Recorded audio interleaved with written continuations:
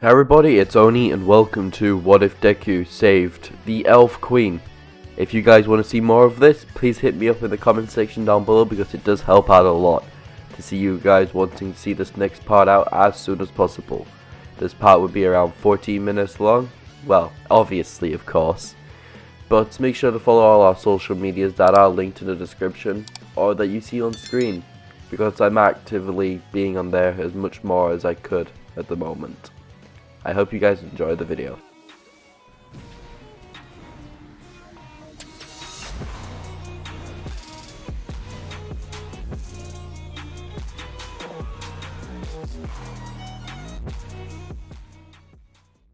Let's just start this one off with a little introduction to where this will be leading to our story.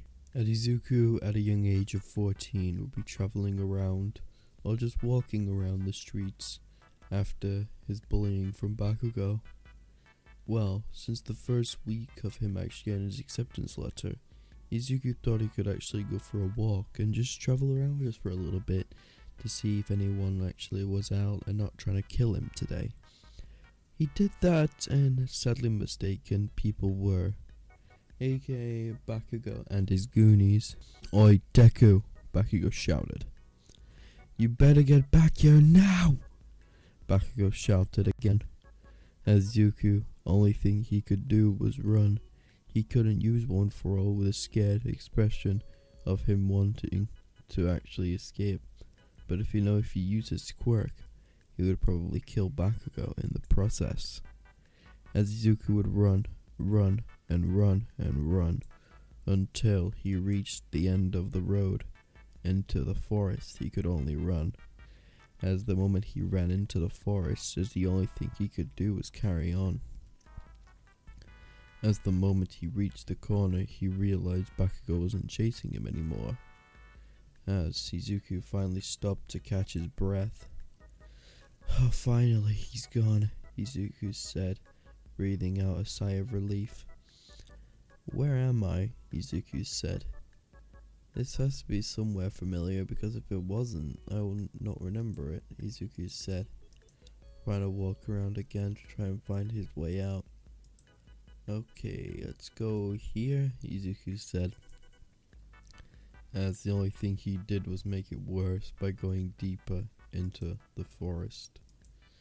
As the moment he realized he was going deeper in, he looked into the distance to see something that he would not normally see in a forest this big.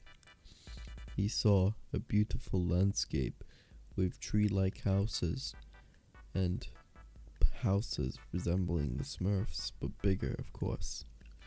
As Izuku would walk over there and try ask for directions, but the only thing he got was someone screaming for help as they ran away, as Izuku tried to ask them what was wrong, until multiple guards surrounding Izuku. As Izuku tried to run, but the only thing he got was telling him to get onto his knees. Don't make that weird, okay? As Izuku was taken to the Queen in Waiting. As Izuku arrived to the Queen in Waiting, keyword there, waiting. As Izuku arrived there, he could see a beautiful woman with light blonde hair traveling down her back, with beautiful blue eyes that could easily shine out the most brightest of diamonds, and curves to boot, but Izuku wasn't looking at that.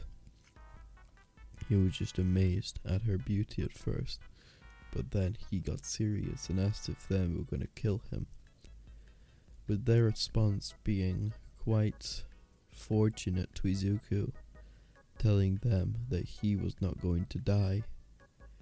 "Whew, that was good then. I thought you were going to kill me," Izuku said, rubbing the back of his head with his free hand. "But you would have to do something for us," she said. "What is it?" "Well, we need you to stay around here and make sure ours are protected. Turns out in the entrance exam for UA, turns out you were pretty strong, but there was a side effect to it, wasn't it?" she said.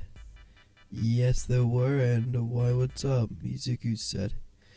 Well, since you're powerful enough, we need you to stay here and protect our village, and if anyone comes in, you need to throw air pressure into the air to alert us, she said.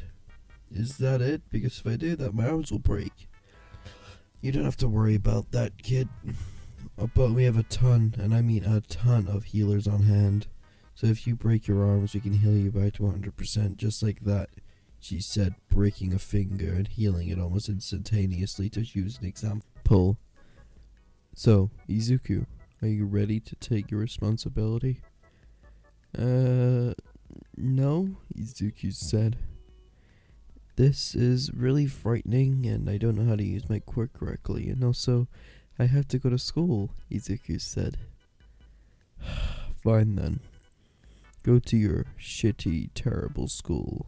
But the moment you come back here, you need to actually pay us a visit every so often to make sure that you actually still know about us and you don't tell the outside world either. What happens if I do? He said. I'll kill you and everyone who knows, she said. Wait, why? Because we're sacred and we don't want to be touched by that filthy human society. If they figure out elves exists, well, we'll probably be kidnapped and used as the minority of the human race and used as inbreeding or some shit to sell us off for higher prices. Well, that seems unethical. Aren't you stronger than them? No, we're healers, not fighters. But some of us may be fighters, but most of us are healers and peaceful people. We don't like fighting, neither killing. We only do that for people who actually tell us the secret, or tell people the secret that we exist, she said. Okay, I won't tell anyone then, Izuku said, as he walked away. As a week has passed, as Izuku never visited back there again until he went back to UA, as everything was gone like canon until Izuku, after school, the moment he cut a corner, was put a bag over his head, as the only thing he felt after that was just light under his feet, as he was teleported to the Queen's Palace.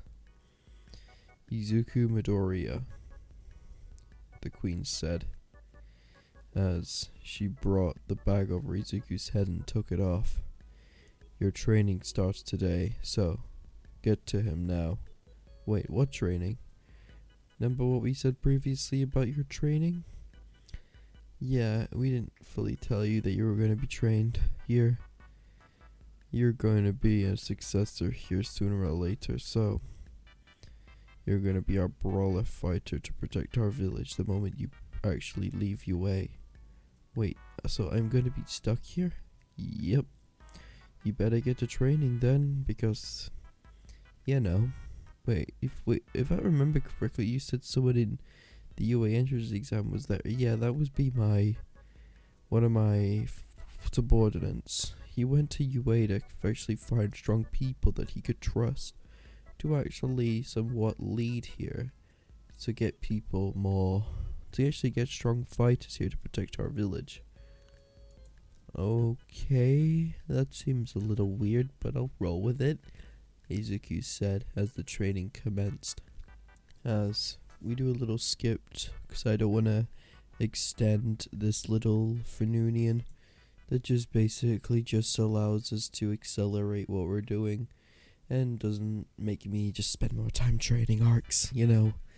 As Izuku was walking home until he reached his front door, as his mum asked him why he was so late home. I just had some extra time, so I went to the gym, Mum, so I started training, Izuku said. And Zinko said, at midnight? Like, what gym stays open that long? All Might recommended me a gym to try out because our quirks are similar, he said, lying through his teeth. Fine then, but you're gonna have to take it easy, okay? Plus your busy schedule with UA and everything. We don't know what it's gonna be like if you actually stay out this late. What happens if a villain attacks you, or even worse? Don't worry, Mom. 100% of my power could easily destroy an entire city. Calm down, okay? Izuku said, getting Inko's ears to perk up. What do you mean, city? Destroy it? What do you mean by that? Well, when my quirk awoken at the UA entrance exam, I may or may not have destroyed half of the city, Izuku said, smiling oddly. You have a quirk? Yes. How, and it's hostility level? Yes. How long did it take to awaken? 15 years? So that strong of a quirk gets manifested like that?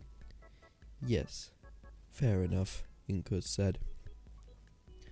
I'm still happy that you have a quirk. I just need to wrap my head around you having one, Inko said. Wait, what do you mean, wrapping your head around it? What do you mean by that? Izuku said. Well, I was hoping you would stay quirkless so I can keep my baby a little longer, she said. So you'd rather be me powerless? That's not nice, Izuku said as he ran up to his room and slammed his door shut. As the next morning arose, as Izuku went to his school and did the same things from canon, but the one thing that would change is the fight with Bakugo. As Izuku and Bakugo collided, Izuku felt his arm muscle rip out of place slightly to the left as Izuku grabbed his arm in pain. Bakugo wondered for a second but threw that gauntlet explosion at him. As Izuku tried to dodge it, Izuku's arm would be burnt and bruised. As Izuku would reach forward and activate his power as much as he could in his non-broken arm, as he threw a smash right at Bakugo, leading onto an uppercut. As Izuku didn't realize Bakugo's arm was in the way, as Bakugo's arm and the left side of his body would be shattered.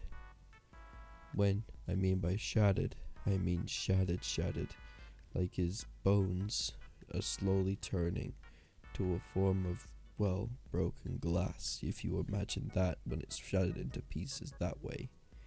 As Izuku's punch went upwards, Bakugo tried to pull his arm back, but the moment he did, the bones shattered even more up his arm, leading his arm to dislocate and shatter further on.